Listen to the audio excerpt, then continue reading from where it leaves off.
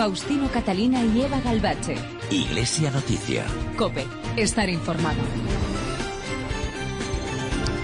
Muy buenos días, hoy es 24 de mayo, Pascua de Pentecostés y festividad de María Auxiliadora, y es el momento de comenzar un nuevo programa del informativo Iglesia Noticia en la cadena COPE. Les ponemos al día de lo más destacado de esta semana en la actualidad religiosa de España y el mundo. Contamos hoy con la asistencia técnica de Rafael Nieto y César Vázquez y con Ana Almazán en la producción. Arrancamos con los titulares de algunas de las informaciones que conforman nuestro espacio de hoy con Amparo Latre. En la festividad de Pentecostés, la Iglesia celebra hoy la Jornada de Acción Católica y del Apostolado Seglar, centrada en la familia cristiana, apóstoles en el mundo. El Papa Francisco ha nombrado a Monseñor Celso Morga nuevo arzobispo de Mérida-Badajoz. Ayer fue beatificado en San Salvador Monseñor Óscar Romero, asesinado por odio a la fe 35 años después de su muerte. La Madre Teresa de Calcuta podría ser canonizada en 2016, en el Año de la Misericordia. Córdoba ha acogido esta semana la reunión de obispos de las diócesis del sur de España y en Madrid se ha celebrado la Asamblea General de Obras Misionales Pontificias. Faustino Catalina y Eva Galbache. Iglesia Noticia. COPE. Estar informado. En la festividad de Pentecostés, la Iglesia celebra hoy la Jornada de Acción Católica y del Apostolado Seglar. Este año se ha escogido el lema Familia Cristiana, Apóstoles en el Mundo. El objetivo es suscitar una reflexión sobre la dimensión más misionera y apostólica de la familia, un impulso para desarrollar todas las potencialidades que tiene la familia en cuanto a presencia cristiana en el mundo contemporáneo y la transmisión de la fe, a través del anuncio y del testimonio a otras familias. Así lo explica Iglesia Noticia el presidente de Acción Católica General, Higinio Junquera. Profundizar en estas claves de la vida familiar y generar también una buena experiencia para todas las edades, donde también oremos juntos, donde tengamos momentos también de ocio juntos. O sea, se busca también que sea una experiencia. Lo fundamental no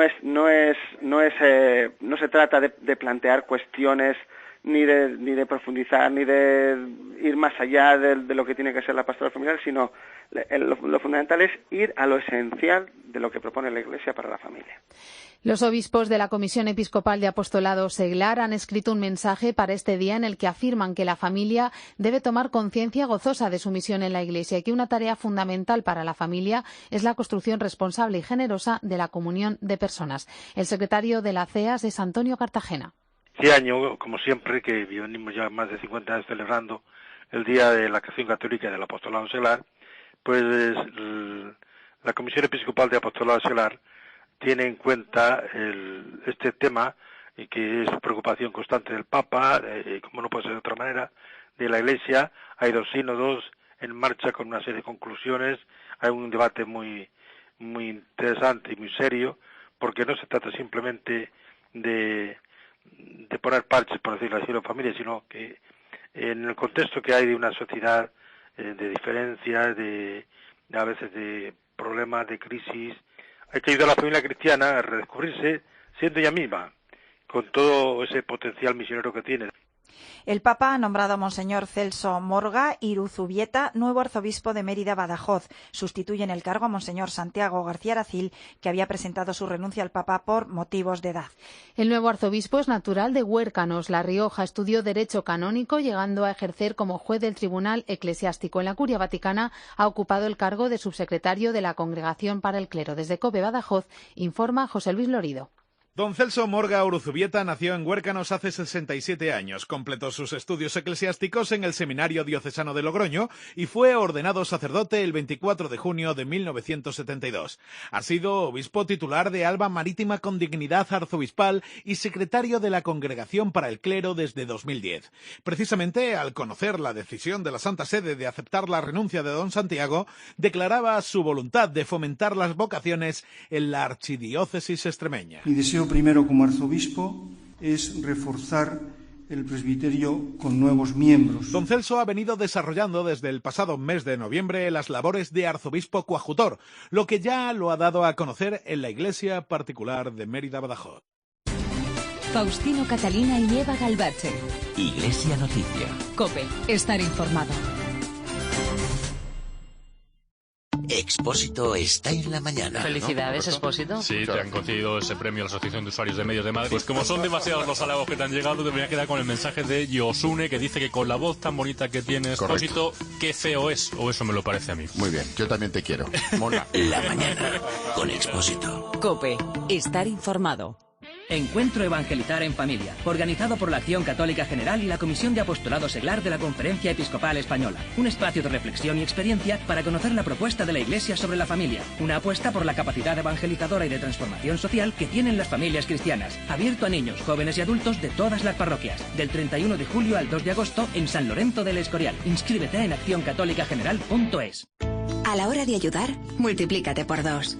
¿Sabías que puedes marcar conjuntamente las 2 casillas solidarias en tu declaración de la renta? Sí, la de la Iglesia Católica y la de fines sociales. Ayudarás el doble sin que a ti te cueste nada. En tu declaración de la renta, marca las 2 casillas y multiplícate por 2. Cáritas. Faustino Catalina y Eva Galbache.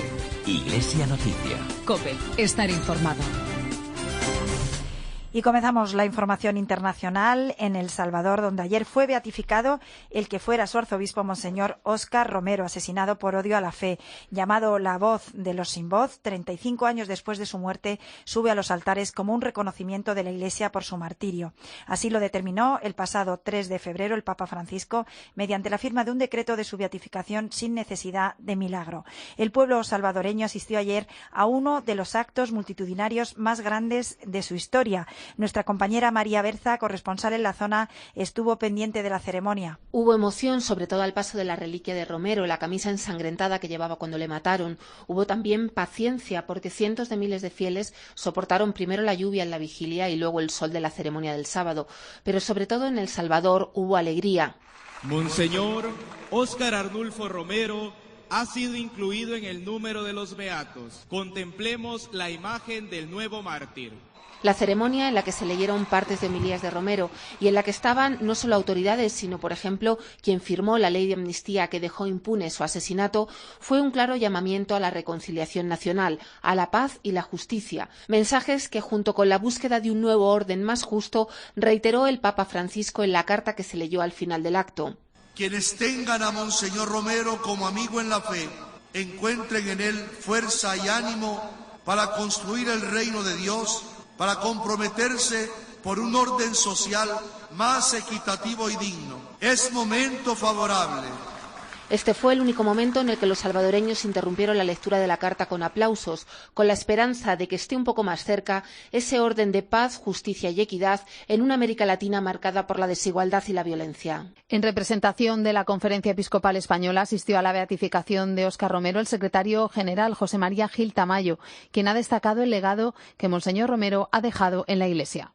Pero su opción no es desde una ideología política ni desde, desde unas ideas simplemente terrenas. Él quiere defender en nombre de Cristo y por Cristo como pastor de su pueblo, quiere defender a los más débiles. Él sabe que nadie tiene amor más grande que el que da la vida por sus amigos, y siguiendo a su maestro eso es lo que hace. Y eso es lo que reconoce la Iglesia. La Iglesia no hace un acto político con la beatificación, sino muestra el ejemplo cabal de un pastor conforme al corazón de Cristo y que, como su lema decía, él sentía plenamente con la Iglesia.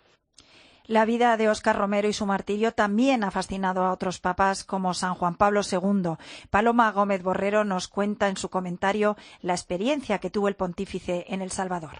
En nombre de Dios os suplico, os ordeno que cese la represión. A la orden de matar que dan los hombres debe prevalecer la ley de Dios que nos dice no matarás. La voz del arzobispo de El Salvador la mañana del 23 de marzo de 1980 se había alzado si cabe con mayor fuerza y sin miedo, pero las palabras firmaron su sentencia. Al día siguiente, mientras celebraba misa en la capilla del Hospital de la Divina Providencia, Monseñor Óscar Romero fue asesinado. En un país azotado por el odio, la violencia y la injusticia, Monseñor Romero defendía con el Evangelio en la mano a los oprimidos, a los sin voz, y por eso le callaron a tiros, como declaró en el juicio el capitán Álvaro Sarabia, condenado por el homicidio. En vida, Monseñor Romero había sido muy atacado por un sector de la jerarquía que le tachaba de comunista, de soliviantar al pueblo, incluso dentro de la curia romana. Casi convencieron de ello a Juan Pablo II, hasta que el Papa comprendió la talla moral y evangelizadora del arzobispo, la fuerza de su apostolado, y no solo ensalzó su figura, sino que a pesar de las protestas del gobierno de El Salvador, en su visita pastoral a la capital cambió el programa para lo primero ir a la catedral a rendir un homenaje delante de la tumba del arzobispo mártir, y a El Salvador volvió años más tarde para rezar en la capilla donde le acribillaron a tiros. Y es más, en el jubileo del 2000, Juan Pablo II, de su puño y letra, añadió el nombre de Óscar Romero en la lista de los mártires del siglo XX. Ayer, Papa Francisco ha elevado oficialmente al honor de los altares a este arzobispo, al que había conocido. Los dos hijos del mismo continente y los dos defensores de los desheredados. Continuamos con las informaciones que nos llegan del Vaticano. Esta mañana a las 10 el Papa Francisco preside la misa de Pentecostés, pero esta semana nuestra corresponsal Paloma García Vejero nos adelantaba que el Papa canonizará a la Madre Teresa de Calcuta durante el año de la Misericordia. Buenos días, Paloma, cuéntanos. Pues esa es la intención del Papa, canonizar a la Madre Teresa de Calcuta durante el año de la Misericordia. De eso no hay duda. Ahora mismo la fecha que se baraja es el 4 de septiembre de 2016. De momento es una hipótesis porque es el domingo más cercano a la fecha de su muerte, que fue el 5 de septiembre, pero este año cae en lunes. En cualquier caso, fuentes de Secretaría de Estado confirman a la cadena COPE que la fundadora de las Misioneras de la Caridad será santa antes de que termine el año jubilar. La noticia saltaba porque este lunes el Papa mantuvo una primera reunión con todos los jefes de dicasterio de la Curia Romana, precisamente para empezar a trabajar con las propuestas que se van a desarrollar en el año de la Misericordia, es decir, entre el 8 de diciembre de 2015, festividad de la Inmaculada, que se abre el año jubilar, y el 20 de noviembre de 2016, festividad de Cristo Rey, clausura. Así que, según ha sabido COPE, fue en ese encuentro a puerta cerrada donde el Papa dijo claramente que su deseo es canonizar a la beata albanesa, y el cardenal Amato, que es el prefecto de la Congregación para las Causas de los Santos, propuso esa fecha, el 4 de septiembre de 2016. Hay muchas más ideas, ¿eh? Van a venir, por ejemplo, las reliquias del Padre Pío de Pietrelcina, hay quien ha propuesto que vengan también las de Santa Teresita de Lisieux, pero bueno, vamos poco a poco. De momento el gran acontecimiento, la gran noticia es que esa santa, el Papa Francisco, quiere que sea la estrella del año de la Misericordia. Pues enhorabuena, Paloma, por lo que te toca por adelantarnos esa noticia. Continuamos con otras informaciones. El Papa recibió en audiencia a los obispos de la Conferencia Episcopal Italiana reunidos con ocasión de su 68 Asamblea General. Francisco les pidió salir y defender al pueblo de Dios de colonizaciones ideológicas. Además, les invitó a repudiar y derrotar a la corrupción. Sí, y les dijo que lo hagan sin cortarse. Él lo dijo con sus palabras, que son estas. La sensibilità eclesiale, che comporta anche di non essere timidi o irrilevanti. La sensibilidad eclesial, que comporta también no ser tímidos o irrelevantes para desautorizar y derrotar la difundida mentalidad de corrupción pública y privada que ha empobrecido sin vergüenza alguna a familias, pensionistas, honestos trabajadores, comunidades cristianas, jóvenes y sobre todo marginando a los débiles y a los necesitados. Emarginando i deboli e i bisognosi. El Papa explicó también que la vocación de los cristianos y de los obispos es la de ir contracorriente, pero ese ir contracorriente significa ser testimonios alegres del Cristo resucitado para transmitir la alegría y la esperanza a los demás y consolar, decía, a todos los afligidos sin distinción. Asimismo, el Papa pidió que se refuerce el indispensable papel de los laicos para que asuman las responsabilidades que les tocan. Los laicos, decía el Papa, que tienen una formación cristiana auténtica, no deberían necesitar obispos piloto o monseñores piloto o un input clerical para asumir sus propias responsabilidades a cualquier nivel. Y ahí especificaba que se refería al nivel político y al nivel social, al nivel económico y al legislativo. Necesitan al obispo pastor, no al obispo piloto. En la catequesis, tras la audiencia general, Paloma, del pasado miércoles, el Papa continuó hablando de la familia. Afirmó que los padres corren el riesgo de autoexcluirse de la vida de los hijos y les pidió que sigan siendo protagonistas de la educación. Se dirigió también a los separados. ¿Con qué palabras? A los separados les pidió que nunca, nunca, nunca, 3 veces lo dijo, utilicen a los hijos como rehenes. Pero en realidad la catequesis estaba dedicada en general a la educación de los hijos y pidió que vuelvan los padres a tomar las riendas. Lo dijo así. La alianza educativa está en crisis en nuestros días. Está rota. Los síntomas son muchos. Por una parte hay tensiones y desconfianza entre padres y educadores. Por otra parte, cada vez son más los expertos que pretenden ocupar el papel de los padres, que los cuales quedan relegados a un segundo lugar. El papel de los padres es insustituible, solo ellos pueden compensar algunos errores. Sin embargo, a veces se encuentran paralizados por miedo a equivocarse ante la complejidad de la vida actual y las nuevas exigencias de sus hijos. Esta semana el Papa también ha recibido a la policía italiana, a quienes les ha agradecido que estén en primera línea a la hora de gestionar la corriente de prófugos del Mediterráneo, así lo denominó, tanto en la acogida inicial de los inmigrantes como en la lucha contra los traficantes sin escrúpulos. Y a los familiares de los policías asesinados o fallecidos en acto de servicio, el Papa les decía: la sociedad está en deuda con vosotros, os debe la posibilidad de conducir una vida ordenada y libre de la prepotencia de los violentos y de los corruptos. Gracias, Paloma. Feliz domingo. Igualmente. Faustino Catalina y Eva Galbache. Iglesia Noticia. COPE. Estar informado. Y en Iglesia Noticia volvemos a las noticias de casa. Córdoba ha acogido esta semana la reunión de obispos de las diócesis del sur de España. Entre otros asuntos, los obispos han profundizado en la labor de la Iglesia en la pastoral de la salud y también en la promoción de proyectos de economía social, tal y como hace Cáritas Regional. Desde COPE Córdoba, Natividad Gavira. Los obispos del sur de España reunidos en Córdoba han respaldado el modelo alternativo y diferente de Cáritas para promover proyectos de economía social que favorezcan la integración de los más desfavorecidos. Apuntan que en el contexto de crisis en que vivimos y ante la necesidad de realizar acciones que favorezcan la integración de los colectivos más desfavorecidos, ha de tratarse con Cáritas Regional la oportunidad de crear iniciativas de promoción, proyectos de economía social y entender un modelo nuevo, económico, diferente y alternativo al modelo actual, en el que la persona sea lo más importante. Según han precisado los prelados, hay que implementar iniciativas empresariales cuyo fin último no sea la obtención de beneficios, sino favorecer la integración laboral de personas en situación de exclusión social. Asimismo, y respecto a la pastoral de la salud, se ha destacado la creciente incorporación de voluntarios que dedican su tiempo y su atención a los enfermos en la geografía parroquial de toda Andalucía. Esta semana se ha celebrado la Asamblea Nacional de Obras Misionales Pontificias y la reunión anual de delegados diocesanos de misiones. Ha contado con la participación de Richard Smithke, secretario general de la Obra Pontificia de Propagación de la Fe, Anastasio Giles, director del Secretariado de la Comisión Episcopal de Misiones y director de Obras Misionales Pontificias. Van a reflexionar sobre la cooperación de las personas de vida consagrada a la misión adyentes. De hecho, el 85% de los misioneros y misioneras españoles son religiosos y religiosas.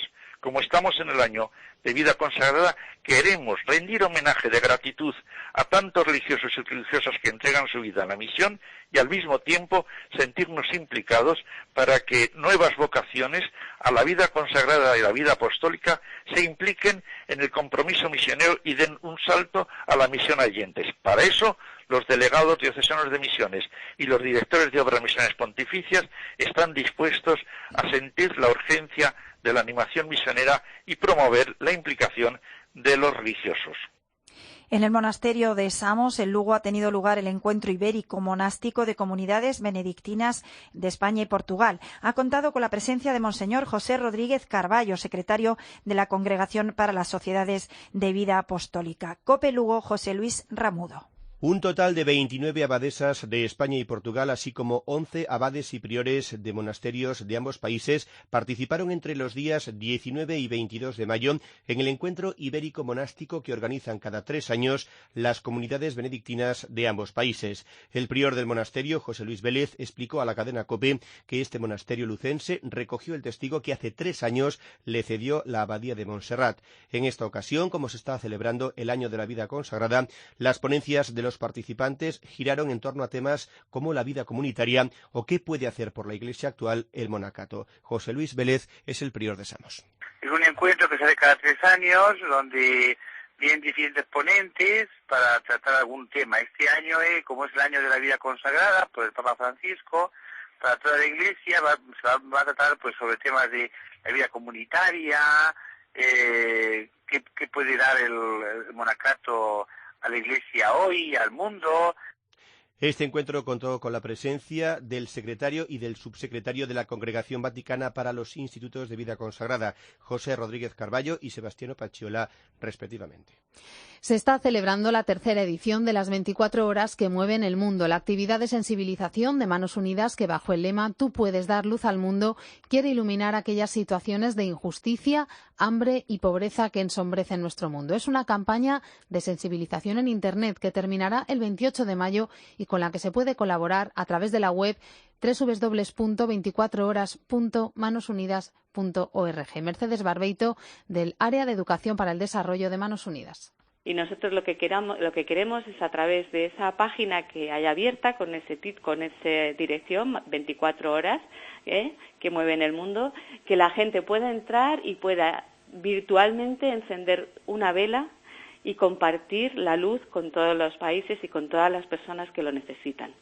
El pasado 22 de mayo se cumplieron 200 años de la restauración en España de la Compañía de Jesús después de su expulsión en 1767 y de la supresión de la Orden en 1773. Vamos a analizar este acontecimiento histórico con un jesuita, Alfredo Verdoy, que es profesor del Departamento de Sagrada Escritura e Historia de la Iglesia de la Universidad Pontificia Comillas. Buenos días, Alfredo. Muy buenos días. Además, ha sido uno de los organizadores del congreso que se acaba de celebrar sobre este tema, sobre la restauración de la Compañía de Jesús en España. Pues vamos por partes, Alfredo. Primero, ¿por qué fueron expulsados de España por el rey Carlos III en 1767? Bueno, hay muchas interpretaciones sobre este hecho tan singular. Yo creo que la razón fundamental por la que la Compañía de Jesús fue expulsada de los países donde gobernaban la monarquía borbónica, más Portugal, se debe fundamentalmente a que los jesuitas representan una manera de ser, de estar y de favorecer la causa pública muy distinta de los intereses de los reyes y muy distinta de los altos funcionarios de las cortes borbónicas de esos momentos. Y además, en esos momentos, la autoridad de los pontífices era una autoridad muy pequeña, apenas podían defenderse ellos mismos y poco menos podían defender a una congregación religiosa como la Compañía, que desde su fundación había estado al servicio de la Iglesia y al servicio de los papas en concreto. Entonces, por querer mantener políticas distintas a la utilidad común, tal como la entendían los jesuitas y el pueblo de España, y por querer dominar los intereses de la Iglesia universal, por esas dos razones, los jesuitas son expulsados de los países de la Europa del Mediterráneo y el año 1773 son liquidados como congregación religiosa. 6 años después, el monarca español Carlos consiguió que el Papa Clemente XIV suprimiera la Orden de los Jesuitas, pero finalmente fue restablecida en 1814 con el retorno, como estamos diciendo, en 1815, que es lo que conmemoran ahora. ¿Cómo fue esa llegada y cómo fueron esos primeros pasos de la Compañía en España? Pues esa llegada fue por una parte espectacular en lo exterior, porque a todas las ciudades y pueblos a los que los jesuitas llegaban, llamados por ayuntamientos, por corporaciones municipales, por cabildos, por entidades oficiales y por el pueblo más sencillo, fueron recibidos como si fuera el Mesías.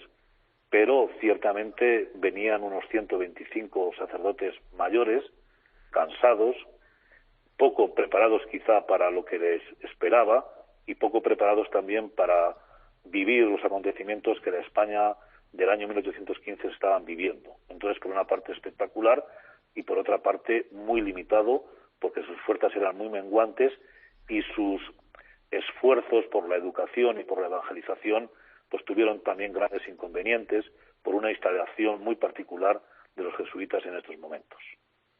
Ha hablado de 125 sacerdotes que llegaron a España cansados, poco preparados. ¿Cómo fue el crecimiento de la Compañía a partir de ahí y de las vocaciones?